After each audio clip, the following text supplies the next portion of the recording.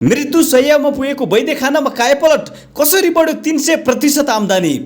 वैद्यखानामा के गर्दैछ बालेन सरकार? ठुलो मात्रामा चाहिँ देशभरि औषधिहरू पुर्याइसकेका छौँ। देशभरिका चाहिँ लगभग 150वटा सरकारी संस्था र 15वटा चाहिँ सरकारी अस्पतालहरूसँग G2G सप्लाई आपूर्ति मार्फत पुर्याएका छौँ। सम्माननीय प्रधानमन्त्रीज्यू हुर्की बढेको ठाउँ हो र उहाँलाई यो वैद्यखानाको बारेमा थाहा नहुने विषय पनि होइन।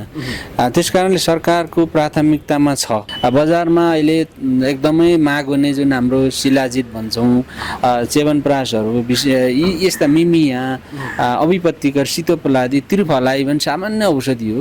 ती चिजहरू यथेष्ट मात्रामा छ। माग बमोजिम हामीले पुर्याएका छौँ। हामीले देशभरिका सामुदायिक वनहरूबाट जम्मा हुने त्यो र मेटेरियल्सहरू सोझो खरिद गर्न पाउने हो भने हामीलाई यो विदेशबाट आयात भएका कच्चा पदार्थहरू हामीले लिनु पर्दैन थियो। यसको भविष्य के देख्नुहुन्छ तपाईँले? यसको भविष्य प्रत्यक्ष रोजगारी सिर्जनासँग देखिन्छ। आयातलाई कम गर्ने, यसमा चाहिँ 50% औषधिहरू जुन हामीले अहिले विदेशबाट आयात गरेका छौँ, त्यो 50% औषधिहरू रोकिन्छन्। नेपालभरिमा कम्तीमा 5000 देखि 10000 रोजगारी सिर्जना गर्न सक्छ। वैद्यखाना विकास समितिलाई सुधार्नको लागि चाहिँ उहाँले के गरिदिनु पर्यो? चाहिँ वैद्यखानालाई सुधार गर्नको लागि अहिलेको सरकारका प्रमुखज्यू जो यहाँका चाहिँ पहिले यहाँ पनि उहाँलाई यसको बारेमा अनभिज्ञता हुनुहुन्न। यसलाई चाहिँ जम्मा 2-3 वटा स्थायित्व ल्याइदिनुहोस्। यसमा सरकारले चलाउने भने सरकारी दरबन्दी क्रिएट गर्नुपर्छ। सधैँभरि यो उसमा चाहिँ यो अस्थायी तरिकाले चलाएर यो टाढा पुग्दैन। एउटा पहिलो कुरा, यसमा हामीले धेरै पटक भने मन्त्रालयमा भनिरहेका छौँ, यो स्थायित्वतिर लगिदिनुहोस्। हामीले चाहिँ रिसोर्स युटिलाइजेसनमा हामीलाई जुन समस्या छ त्यसमा एकचोटि फोकस भइदिनु भयो भने हामी त्यसमा ड्राफ्ट गर्नेदेखि यो तरिकाहरू हामीले त्यो सेयर गर्नेसम्म हामी तयार छौँ। 1-2 वर्षलाई यसलाई चाहिँ अझै पनि यो पूर्ण रूपमा आत्मनिर्भर भएर एकदमै चाहिँ यसले चाहिँ फाइदामुखी भइसकेको छैन, बल्ल खुट्टा टेक्ने प्रयासमा छ। 1-2 वर्षसम्म यसलाई आर्थिक रूपमा अनुदानको रूपमा केही इन्फ्रास्ट्रक्चर र इक्विपमेन्ट्सहरू खरिदमा यसमा चाहिँ लगानी बढाइदिनु। 3वटा कुरामा सम्माननीयज्यूको नजर दृष्टि पऱ्यो भने वैद्यखाना चम्किन्छ। सिंहदरबार वैद्यखाना विकास समिति एउटा पुरानो संस्था हो, ऐतिहासिक रूपमा धेरै पुरानो है संस्था हो। एकदम अप्ठ्यारो स्थितिमा जकडिएको अवस्थामा वैद्यखाना थियो। हरेक पक्षहरू चाहिँ अब प्यारालाइज थिए भनौँ होइन। काम गर्न, अब औषधिहरू बनाउने, कच्चा पदार्थहरू ल्याउने, विभिन्न प्याकेजिङ मेटेरियल्सहरू जम्मा पार्ने, कर्मचारीहरूको तितर बितर, यी सबै कुराहरू एक हिसाबले भन्दा अस्तव्यस्त अवस्था थियो। हामीले जसरी यहाँको बिक्री कक्ष पनि हेऱ्यौँ, सबै मान्छेहरू, ग्राहकहरू आएर ठोक्किने भनेको बिक्री कक्ष र त्यहीँ पनि कतिपय मान्छेहरूले आफ्नो रिस पोख्ने गर्नुहुन्थ्यो। भने जस्तै औषधि पाइएन, यत्रो सरकारी निकाय धेरै स्रोत साधन छ तै पनि औषधि बनाउँदैन भनेर जुन एक किसिमको गुनासो हुन्थ्यो, त्यो त गुनासो लगभग सकिएछ अहिले बिक्री कक्ष। बिक्री कक्ष त यो सानो एन्टिटी हो होइन। यहाँ चाहिँ विशेष गरी पहिलेदेखि औषधि खरिद गर्ने व्यक्तित्वहरू मात्रै आउनुहुन्छ यहाँ।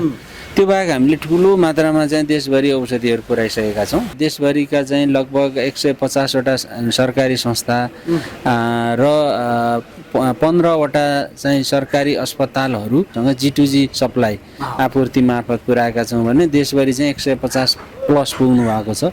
र हाम्रो औषधि अहिले पनि भर्खरै हेर्नु भने भर्खरै एक गाडी निस्कियो। यो चाहिँ जनकपुर र सर्लाही 2वटा जिल्लामा जाँदैछ। त्यसरी हामीले हरेक दिन सरकारको निकायकाबाट माग हुने औषधिहरू पुर्याइरहेका छौँ। बजारमा अहिले एकदमै माग हुने जुन हाम्रो शिलाजित भन्छौँ, च्यवनप्राशहरू, यी यस्ता मिमिया, अभिपत्तिकर, सितोपलादी, त्रिफला इभन सामान्य औषधि हो। ती चिजहरू यथेष्ट मात्रामा छ। माग बमोजिम हामीले पुर्याएका छौँ र विशेष गरी हामी 7 प्रदेशमा औषधि पुर्याइसकेका छौँ र केही जिल्ला अझै प्रदेशमा चाहिँ कुनै जिल्लाहरू लगभग 20वटा जिल्लाहरू चाहिँ हामीले टच गर्न सकेका छैनौँ। यद्यपि अबको जुन नयाँ आर्थिक वर्ष हुन्छ त्यसमा चाहिँ यो 21वटा बाँकी रहेका जिल्लाहरूमा पनि हामीले औषधिहरू पुर्याउने योजनामा छौँ। अहिले सरकारको ध्यान चाहिँ कतिको परिराखेको छ सिंहदरबार वैद्यखाना विकास समितिमा? अब यसमा वास्तवमा भन्नुहुन्छ भने सम्माननीय प्रधानमन्त्रीज्यू हुर्की बढेको ठाउँ हो। पोहोर साल हामीले यसमा धन्वन्तरी जयन्तीमा उहाँलाई पनि आमन्त्रण गरेका थियौँ। उहाँ चाहिँ यो काठमाडौँ महानगरपालिकाको मेयर हुनुहुन्थ्यो त्यति बेला र उहाँ जन्मेको, हुर्किएको, खेलेको ठाउँ हो यो। र उहाँलाई यो वैद्यखानाको बारेमा थाहा नहुने विषय पनि होइन। त्यस कारणले सरकारको प्राथमिकतामा छ, एकदमै अहिले चाहिँ प्राथमिकतामा परेको र किनभने अब नयाँ आर्थिक वर्ष छ, बजेटको नयाँ आउँदैछ होइन, नयाँ बजेटमा त्यही अनुसारले अगाडि बढेको छ। तर पनि नेपालको जुन कानुनको हिसाबले भन्ने हो भने प्राकृतिक चिकित्सा भन्नुभयो, प्राकृतिक स्रोत साधनहरूको प्रयोग हुन्छ, त्यो प्रयोग गर्नलाई हामीलाई अझै पनि नेपालका सार्वजनिक खरिद ऐनहरू नियमावलीहरूले केही गाह्रो छ। जस्तै हामीले देशभरिका सामुदायिक वनहरूबाट जम्मा हुने त्यो र मेटेरियल्सहरू सोझो खरिद गर्न पाउने हो भने हामीलाई यो विदेशबाट आयात भएका कच्चा पदार्थहरू हामीले लिनु पर्दैन थियो। यो मेकानिजमहरूमा वन विभाग, वनस्पति विभाग, कृषि मन्त्रालय, उद्योग विभाग र इभन हाम्रो स्वास्थ्य मन्त्रालय लगायतका यो चाहिँ जुन नेपालमा पाइने रिसोर्सेसहरूको सरकारी मूल्य कति हो त्यो टुङ्ग्याउनुपर्छ र सरकारी मूल्यमा हामीले खरिद गरेको पेमेन्ट कसलाई तिर्ने, स्थानीय निकायलाई तिर्ने कि बैङ्कमा तिर्ने कि अथवा त्यहाँको सहकारी वन छ भने सहकारीलाई तिर्ने, यस्तो चिज मेकानिजम जम्मा दुईवटा चिज मेकानिजम मिलायो भने यो प्राकृतिक स्रोत साधनको सबैभन्दा उच्चतम प्रयोग हुन्थ्यो र नेपालमा जैविक विविधता छ, प्राकृतिक स्रोत साधन छ भने त्यसको सदुपयोग पनि हुन्थ्यो। यो कुरामा अब हामीले पनि फोकस गरिरहेका छौँ, सरकारको प्राथमिकतामा पनि यो परेको छ, पर्नु पनि पर्छ र सरकारले चाहिँ कस्तो भन्दा यसको चाहिँ आवश्यकताको सिद्धान्त अनुसार पनि र यसको चाहिँ कार्यक्षमताको आधारमा पनि बजेटहरू बढाउँदै जानुपर्छ। त्यो देखिएको छ विगतका 2-3 वर्षको हामीले सरकारी बजेटको आकलन विनियोजन हेऱ्यौँ भने त्यो पनि देखिन्छ। यसपालिको चाहिँ के छ बजेटमा? यसपालिको हामीले जुन कुरा टु द पोइन्ट हामीले मागेका छौँ त्यो लगभग त्यसमा चाहिँ बजेट प्राप्त भएको छ। हामीले चाहिँ यो कुशल संहिता, औषधि उत्पादनको कुशल संहिता हामीले बनाउनु पर्नेछ। यसमा ट्याब्लेटिङ मेसिनहरू, पाउडरहरू, यी चिजहरू रिसर्च एन्ड डेभलपमेन्टमा हामीले लगानी गर्नुपर्नेछ।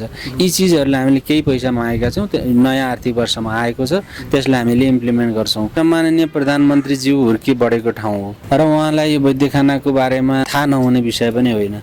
त्यस कारणले सरकारको प्राथमिकतामा छ र यो आर्थिक वर्षमा हामीले जिएमपी स्ट्यान्डर्डमा लाने र सकेसम्म भौतिक पूर्वाधारमा अलिकति मेसिनहरूको बाटोमा नेपाल सरकारबाट अनुदान प्राप्त भइरहेको छ र विकास यसको सबैभन्दा अहिले हामीले अप्ठ्यारो परेको भनेको विकास समिति, यो जुन एउटा अर्गान छ यो स्थायित्व छैन यसको।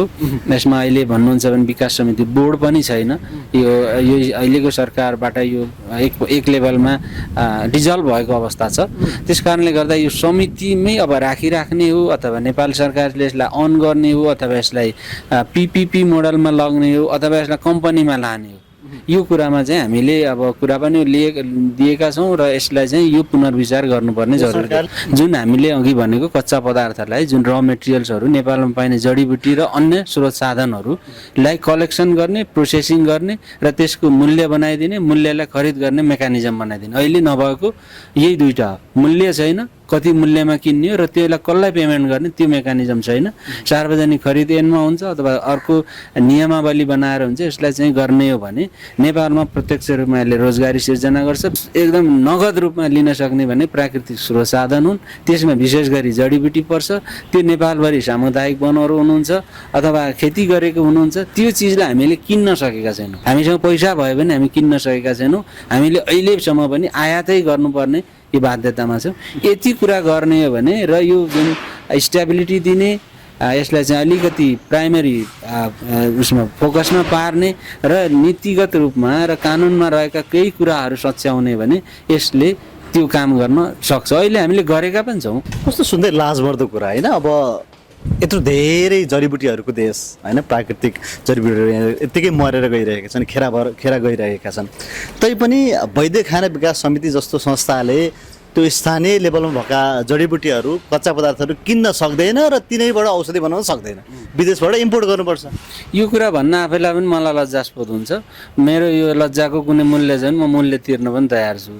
तर मलाई आफैलाई लाग्छ मेरो गाउँमा जन्म भयो, म त्यहीँ हुर्केँ, मैले गाउँका सबै जडीबुटी चिन्छु, म त्यही जडीबुटीबाट प्रयोग गर्ने यति ठुलो नेपाल सरकार सबैभन्दा योभन्दा ठुलो अर्को संस्था छैन। तर मैले त्यही मेरै गाउँको, मेरै कालनामा भएका जडीबुटी प्रयोग गर्न सकेको छैन। मात्रै यसको मूल्य तोकिएन, त्यो मूल्यलाई तिर्ने मेकानिजम भएन। दुईटा कुरा सार्वजनिक खरिद ऐनमा त्यो सबै निर्माणको लागि बनेको ऐन भएको हुनाले यो प्राकृतिक रिसोर्सहरू युज गर्नको लागि त्यसलाई कसरी युज गर्ने, कसले युज गर्ने, त्यसको पेमेन्ट मेकानिजम, खरिद बिक्री कसरी गर्ने भन्ने त्यहाँ नलेखिएको हुनाले यो रोकिएको छ।